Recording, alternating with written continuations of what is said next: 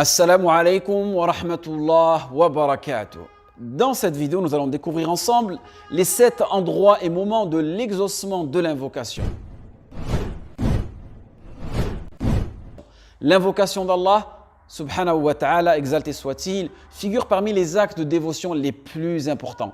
Si bien que le prophète sallallahu alayhi wa sallam a dit « L'invocation, c'est l'adoration par excellence ». Puis le prophète sallallahu alayhi wa sallam récita « وَقَالَ رَبُّكُمُ ادْعُونِي أَسْتَجِبْ لَكُمْ إِنَّ الَّذِينَ يَسْتَكْبِرُونَ عَنْ عِبَادَتِي سَيَدْخُلُونَ جَهَنَّمَ دَاخِرِينَ » Et votre Seigneur dit « Appelez-moi, je vous répondrai. Ceux qui par orgueil se refusent à m'adorer entreront bientôt dans l'enfer humiliés. » Le hadith a été rapporté par l'imam Tirmidhi, Abu Daoud et Ibn Majah.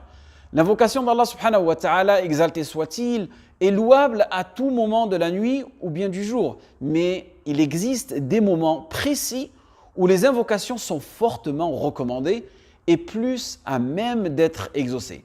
Parmi ces moments figurent les suivants. Numéro 1, le dernier tiers de la nuit. Le prophète sallallahu alayhi wa sallam a dit: au moment où se termine la moitié ou les 2 premiers tiers de la nuit, Allah subhanahu wa ta'ala, exalté soit-il, descend jusqu'au ciel le plus proche de la terre et dit: qui me demandera quelque chose pour que je la lui donne? Qui m'invoquera pour que je l'exauce? Qui implorera mon pardon pour que je lui pardonne? Et ce, jusqu'à ce que le matin apparaisse. Le hadith a été rapporté par l'imam Muslim. Deuxième endroit ou moment entre le adhan et l'iqama. Car le prophète sallallahu alayhi wa sallam a dit: les invocations faites entre le adhan et l'iqama ne sont pas rejetées. Le hadith a été rapporté par Abu Daoud dans son sahih. Troisième moment, lorsqu'il pleut. Car d'après Sahl ibn Sa'd, radiyallahu anhu, le prophète sallallahu alayhi wa sallam a dit: 2 invocations ne sont jamais refusées. L'invocation après l'appel à la prière et au moment de la pluie. Le hadith a été rapporté par Al-Hakim. C'est pour ça, lorsqu'il pleut, il est conseillé de découvrir sa tête pour être touché par la bénédiction de la pluie. 4e moment, pendant la prosternation. Car le prophète sallallahu alayhi wa sallam a dit: jamais le serviteur n'est plus proche de son Seigneur que lorsqu'il est prosterné.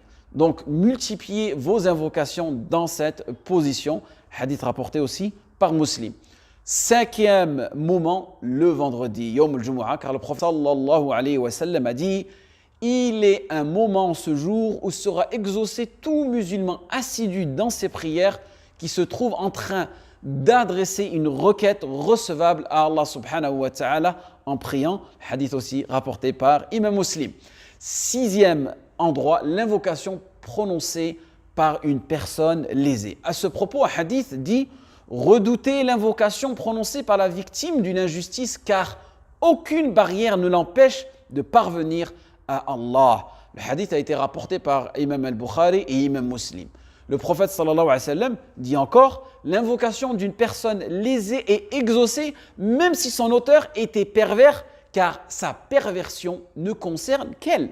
Le hadith a été rapporté par Imam Ahmed dans Sahih al-Jami'. 7e moment, et c'est le dernier, en entendant le chant du coq. Car le prophète sallallahu alayhi wa sallam a dit: si vous entendez le chant d'un coq, implorez la grâce d'Allah subhanahu wa ta'ala, car il a vu un ange. Hadith rapporté par l'imam Bukhari.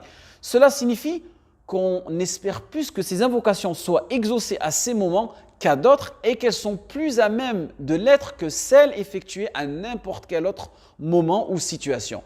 Et cela ne signifie pas que la requête même du fidèle se réalisera comme il l'a demandé, ni que les invocations faites à d'autres moments ou d'autres situations ne seront pas exaucées.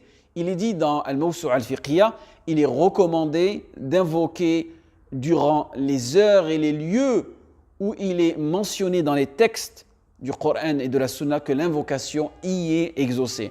On sait que ces heures sont recommandées à partir de différentes formulations faites dans le Coran et la Sunna qui l'indiquent, et ils sont du même avis, certains savants comme Imam al-Ghazali, Imam al-Bahouti et Imam Ibn Hajar, rahimahullahu jami'an. Donc, doublez vos efforts à ces moments-là et ne désespérez pas de la miséricorde d'Allah subhanahu wa ta'ala.